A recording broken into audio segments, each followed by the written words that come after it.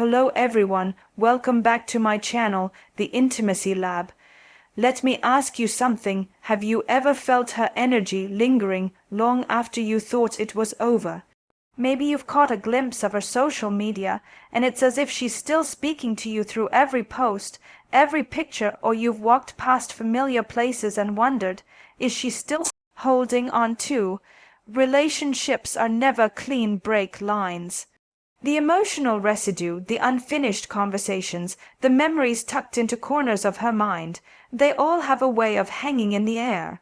Sometimes, even when a relationship ends, one person simply isn't ready to let go. And it's in the subtle ways she behaves that you can sense. She's not over you. That's what we're going to explore today. Not the obvious drama, not the declarations, but the quiet signs, the small, almost invisible gestures that reveal she's still holding a piece of you inside her heart.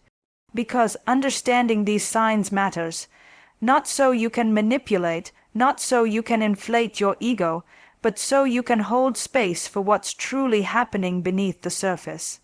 In this video, we'll look at 5 things she'll do when she's not over you. And as we walk through these together, you might start to see your past, or even your present, a little more clearly. I'm so glad you're here, and I want to invite you to settle in for a moment. We live in a time where moving on is often treated like a checkbox.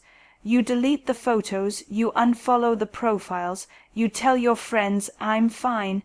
But if you listen carefully, there's often a different story unfolding behind the scenes.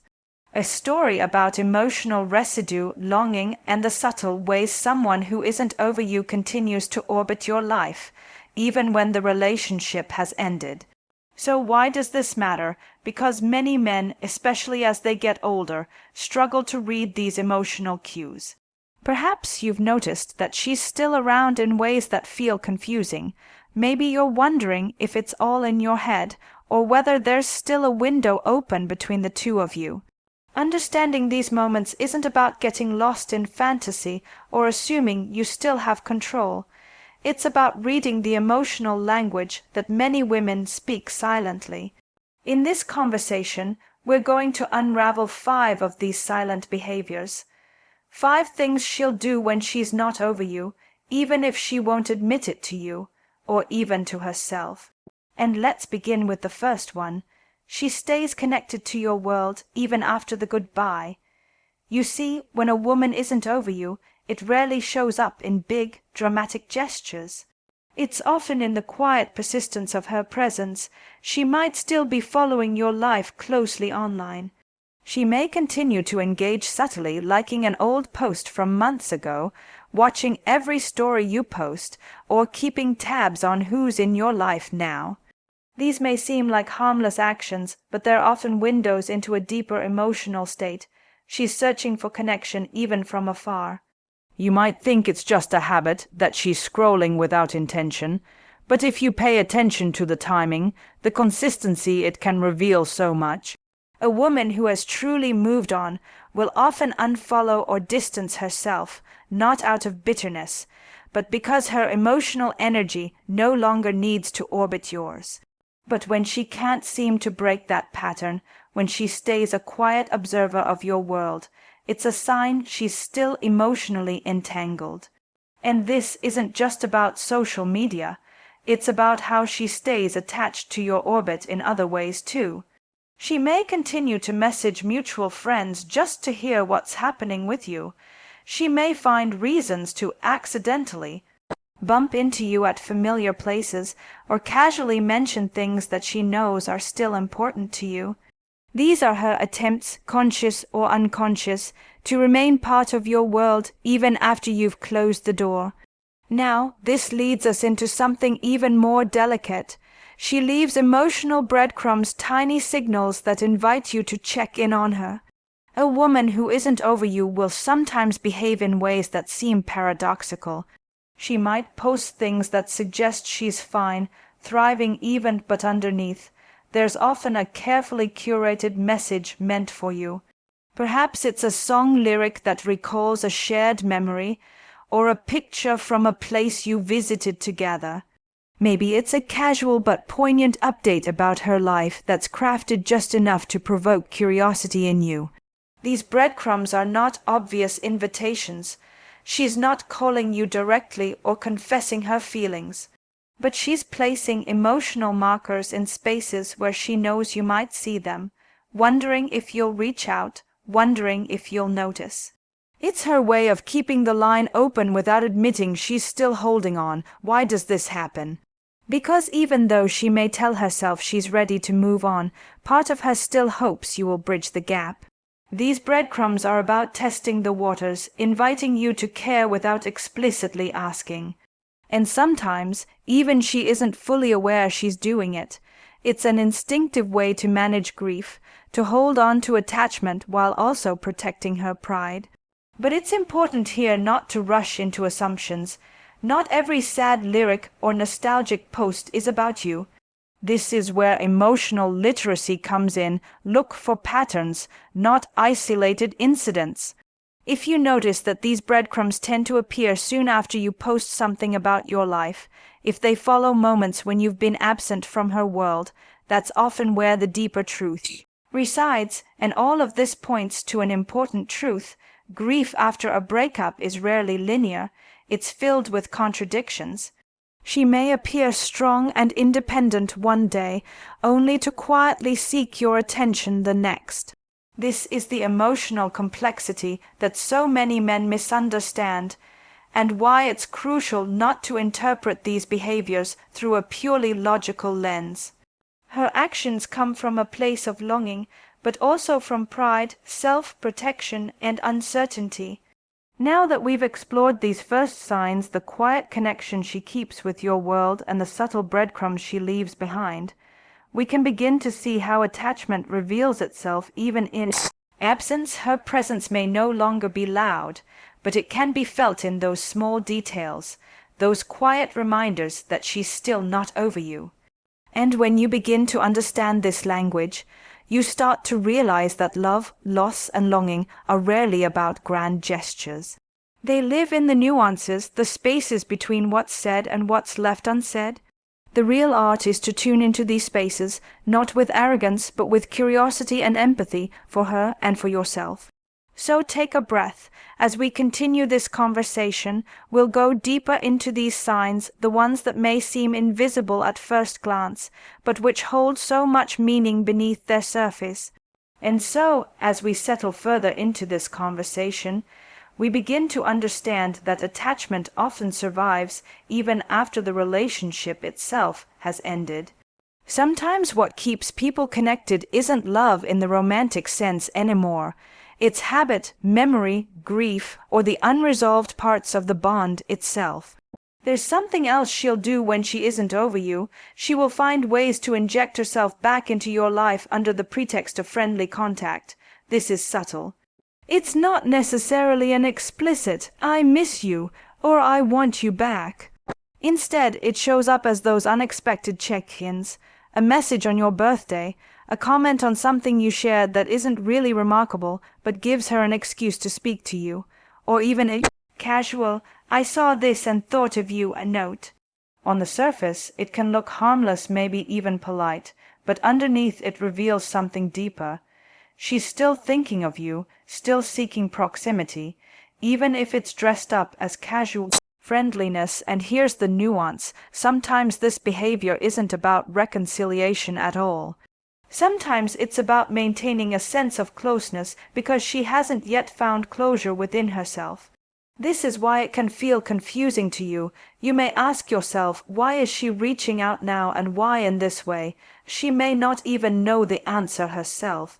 What she's seeking is emotional reassurance, a reassurance that she's still seen, still has some place in your mind, still matters in your life, even if she's no longer physically part of it.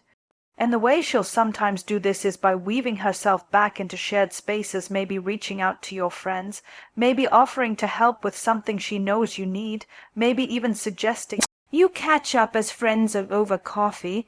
But underneath these friendly overtures lies the complexity of unresolved attachment, a longing to still matter, a fear of disappearing completely from your story.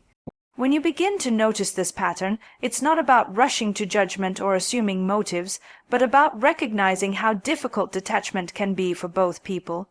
You may be tempted to interpret her messages as an open door, but it's important to understand that what she's really expressing may not be an invitation for romance again, but simply a reflection of her struggle to let go internally. And there's another behavior that often arises at this stage, something even more delicate. She will sometimes exaggerate her new independence or newfound happiness in ways that seem slightly performative. Maybe she suddenly seems to be on a whirlwind of adventures, posting about trips and dinners, new hobbies and exciting projects, all with an air of, "Look how well I'm doing." There's nothing wrong, of course, with someone moving forward with their life. That's what we hope for after an ending. But when her expressions of joy or freedom seem unusually amplified, when there's a hint of showing rather than simply being, that can sometimes signal that her heart isn't fully settled. This behavior isn't malicious or deceptive, it's often protective. She may be trying to convince herself as much as anyone else that she's fine, that she's over you. She might feel that if she projects enough confidence and happiness outwardly, she can quiet the quieter voices inside that still ache, still miss, still wonder.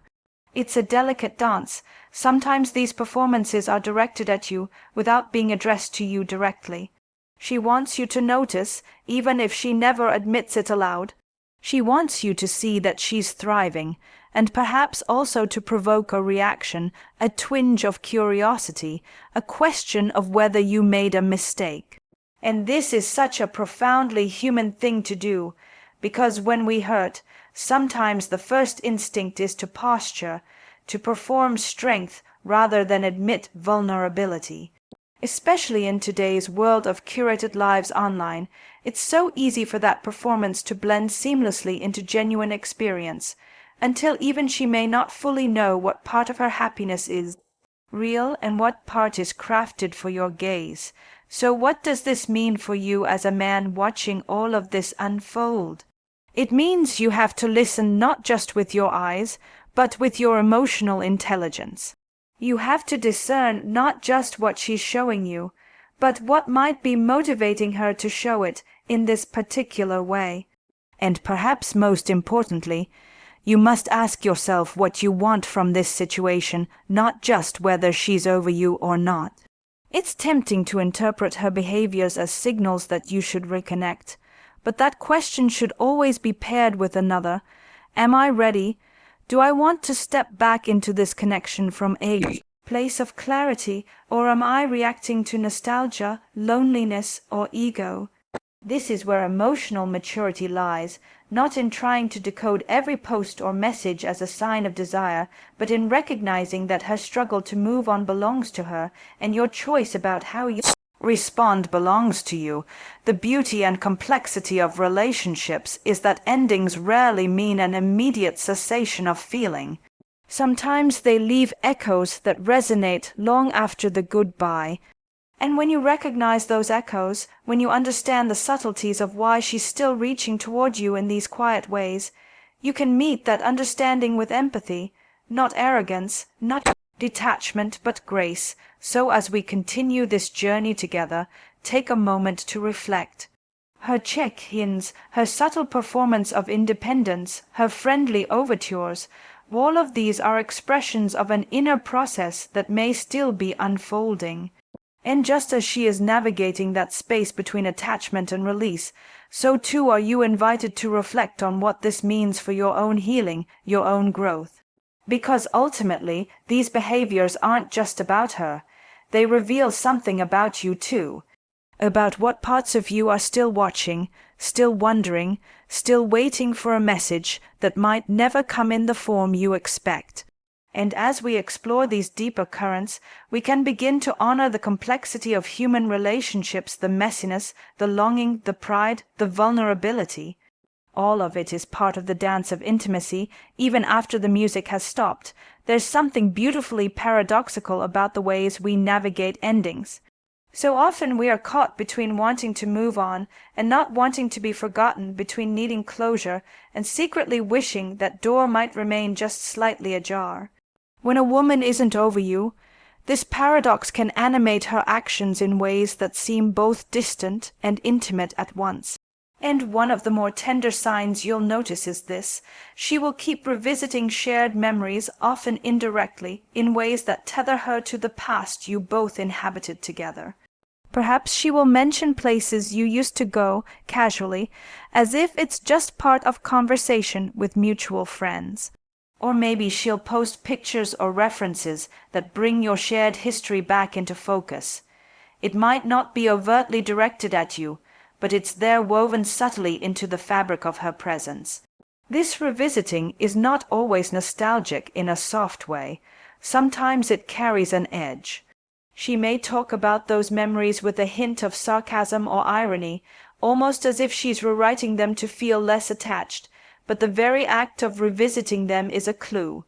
She's still emotionally connected to that time, still trying to process what it meant, and perhaps what it means now. This behavior is deeply human.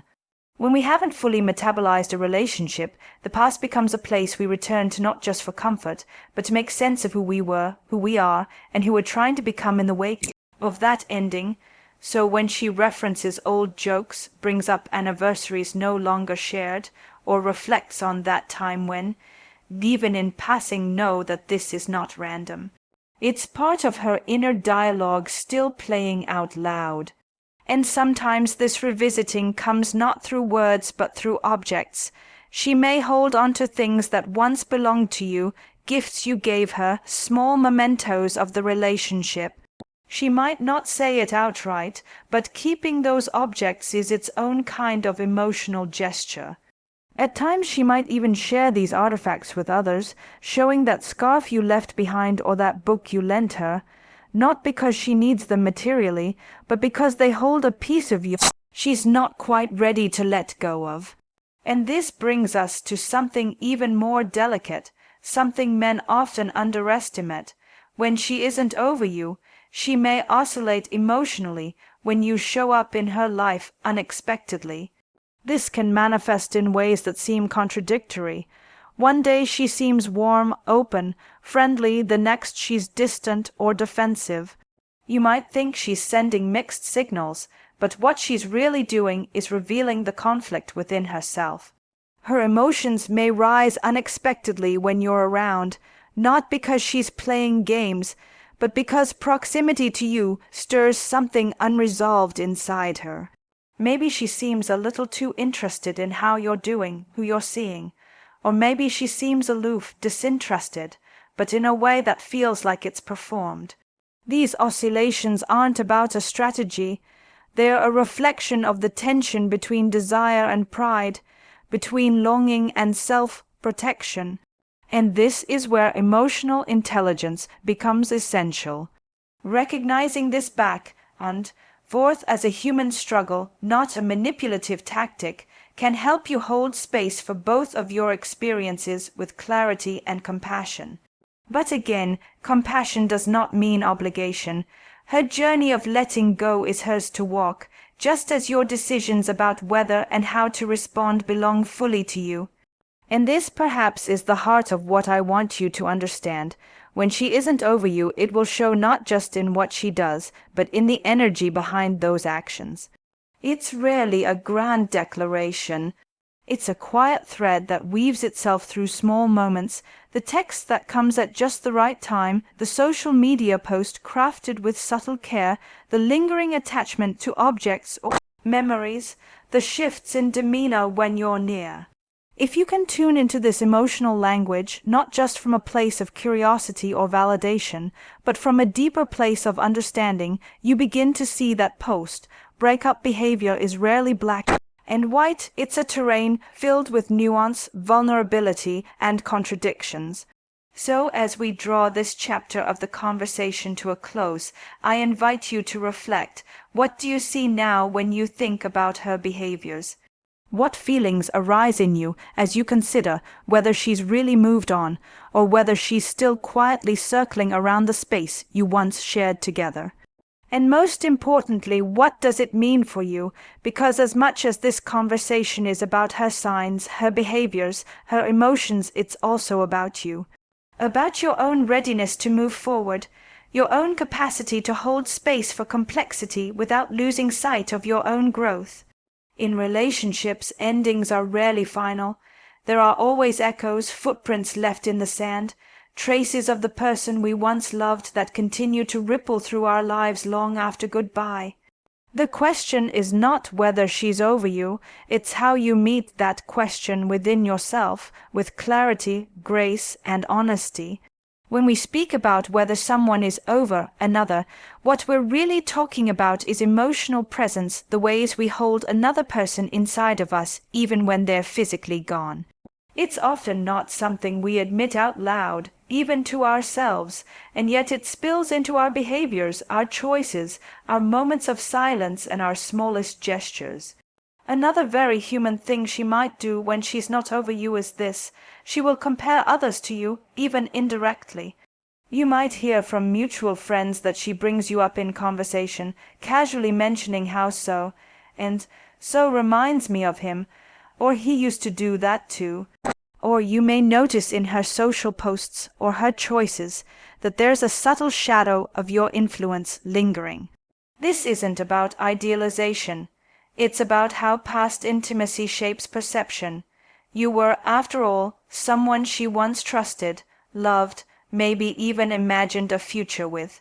So your imprint is still present as she navigates her world. Sometimes this comparison shows up through her criticisms. Perhaps she seems overly critical of a new partner, highlighting how they don't measure up in ways that eerily reflect your qualities. Other times it appears as nostalgia, as if no experience quite lives up to the depth or passion of what you shared. But understand, this isn't about her wanting you back outright. It's often about her struggling to create distance between who you were together and who she is now. She's measuring new connections not because she's ready to return to you, but because she's still calibrating her sense of what intimacy means without you. And this can leave you wondering, is she still thinking of me? The answer is yes, but the more important question is, to what end? This subtle comparison game can reflect unresolved feelings, but it can also simply be part of the grieving process, part of how we untangle ourselves from a bond that once defined us. In her mind, you may still serve as a reference point, a yardstick even as she moves forward. This brings us to another behavior that is often misunderstood but deeply telling. She may seek reassurance that you still care, even indirectly. She might not ask outright, "Do you still think about me?" Instead, she might fish for compliments, test the waters through humor or sarcasm, or put herself in situations where she knows you will see her, and see her thriving. Even her silence can sometimes be a performance, a way of saying, "Look at me, I'm fine without you," while quietly hoping you will see through it, that you'll reach out, that you'll care enough to bridge the space between you. It's that very contradiction, the dance between pushing you away and drawing you in, that speaks to emotional entanglement. When she isn't over you, she may oscillate between distancing herself and seeking your validation, sometimes in the very same interaction. This isn't manipulation, it's emotional ambivalence. It's her attempt to navigate her own vulnerability while preserving dignity. And as a man observing this, it can feel dizzying, confusing. But here's where emotional literacy becomes your anchor. Recognize that these behaviors reflect her internal struggle, not necessarily a clear message to you. She's managing her grief, her hope, her disappointment, and her longing all at once. And that means that sometimes her behaviors won't make sense on the surface, but beneath them lies a very real emotional complexity. This complexity is what makes post-relationship dynamics so hard to interpret, because sometimes even she doesn't know exactly what she wants from you anymore. One day she might post something seemingly for your eyes alone, a picture, a quote, a story, while the next she might act as if you never existed. One day she may seem warm and open if you cross paths, and the next she may look right through you, cold and aloof. That oscillation isn't about control. It's about her being caught between emotions she hasn't resolved yet. And if you are honest with yourself, you've probably felt versions of this too. Maybe you've wanted her to notice your life after the breakup. Maybe you've wondered if she still thinks about you, even if you've told yourself you've moved on, because part of being human is craving significance even after love fades. We all want to feel that we mattered, that we left an imprint that doesn't vanish just because the relationship did. So in these subtle comparisons, these bids for reassurance, these oscillations of warmth and coldness, you are seeing the echoes of attachment still playing out. And it's tempting to think that her lingering emotions must mean something for you, that maybe you should respond, reach out, reignite something. But here's where clarity and self-awareness matter. Just because she's not fully over you doesn't mean it's wise or healthy to return. It's possible to observe these signs with compassion while holding strong boundaries for yourself. It's possible to appreciate that she's navigating her own process without feeling the need to step in, fix, or interpret her behavior as an invitation. As we sit with this understanding, I invite you to see her not as an enigma or a puzzle to solve, but as a person vulnerable, proud, longing, and protecting herself, all at once. And as we prepare to move deeper into this exploration, remember this. When you truly listen to the subtle ways a woman communicates her unresolved emotions, you learn not just about her, you learn about yourself, about your capacity for empathy, your ability to discern your own desires from your ego's need for validation, and your strength in holding grace even in complex emotional terrain. And now, as we come to the final folds of this conversation, I want to invite you to pause for a moment, to breathe into everything we've uncovered together, because what we've been exploring is far more than just signs or behaviors. It's the deeply human experience of letting go, of attachment lingering long after a relationship has ended. You may have noticed that these signs aren't loud or dramatic. They are often subtle, nuanced, flickering at the edge of consciousness. And one final behavior that reveals she's not truly over you often takes this shape. She struggles to fully allow herself to be emotionally available to someone new. This may not be something you can see directly, but it's there. You might hear through mutual friends that she's dating again, and yet her relationships seem tentative, inconsistent, or short-lived. There's hesitation in how she engages, a reluctance to open her heart fully, even as she presents the image of moving forward. This hesitation often stems from unresolved feelings, a heart still partially invested in the bond that was shared with you. And while she may try to convince herself, and perhaps even others, that she's ready for new love, there are parts of her that remain anchored in the emotional landscape you once occupied together. It's that curious paradox of human connection again. Even as she appears to be stepping into something new, she is carrying remnants of what was. Sometimes this takes the form of guardedness, sometimes it shows up as constant comparison, and sometimes it simply appears as a lingering emotional detachment that prevents true intimacy from blossoming. When a woman hasn't processed the ending fully, when she's still emotionally intertwined with you, she may go through the motions of dating, but part of her is holding back. There's an invisible tether between her past and present, a quiet thread she hasn't cut yet, and you, on your side, may observe this without necessarily understanding the full extent of it. You may wonder why she's projecting happiness yet seems unanchored, why she's moved on yet still seems caught. And this is precisely why emotional intelligence is so essential, not just to understand her, but to understand yourself. Because part of this conversation isn't only about whether she's over you, it's about asking, are you over her? Have you created space for your own healing? Or are you reading her behaviors because you're still emotionally invested yourself? Are you watching her movements because you genuinely care, or because some part of you is still hoping to keep one foot in her world? It's important to honor this reflection without judgment. Breakups are rarely clean and grief rarely linear. The very fact that you're curious about her subtle behaviors suggests that there may still be unresolved feelings within you as well. And that's okay, but what you do with this awareness matters. The most powerful thing you can do isn't to react to her signs, or decode her social posts, or measure her new relationships against your history. It's to ask yourself, what is my relationship with closure? Are you willing to release the story you once shared, even if she hasn't yet? Are you able to let her go with grace and compassion, even if part of her is still reaching back? Sometimes we think closure means having one last conversation, or hearing the words that were never spoken. But real closure comes from within. It's the decision to step forward, to let go, not because they've stopped holding on, but because you are ready to live fully in your own life again. And that's the invitation I want to leave you with. Let her signs, her breadcrumbs, her check-ins, her hesitations not be your compass.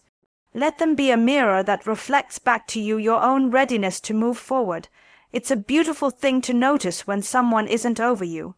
It can feel validating, even reassuring. But it is far more powerful to ask yourself whether holding on to that awareness is serving you, or simply prolonging your own attachment to something that is no longer alive. This is the essence of relational maturity, to be able to see her as she is, still caught, still navigating, still healing, and to meet that reality not with ego or judgment, but with empathy, while also honoring your own boundaries, your own healing, your own future. So as we close this conversation, I encourage you to take this wisdom forward gently. Whether you choose to reconnect, to stay apart, or simply to understand from a distance, let your decisions be guided not by ego or curiosity, but by clarity and grace. And remember, the end of a relationship isn't the end of connection. It's the beginning of a different kind of intimacy, a deeper understanding of yourself, of your emotional landscape, of your capacity to love and let go at the same time. Thank you for spending this time with me here at the Intimacy Lab. If this conversation spoke to you, if you recognize yourself or someone else in these words, I invite you to share your reflections in the comments. I read them all, and they are part of the richness of this community we're building together. And if you haven't yet, please like this video and subscribe to the channel. It means a lot, not just for growth, but because it helps us continue to have these meaningful conversations. Here's to your clarity, your healing, and your freedom. You are not defined by who holds on to you or who lets you go. You are defined by the love and grace you bring to yourself, especially in these moments of transition. Until next time, take good care of your heart,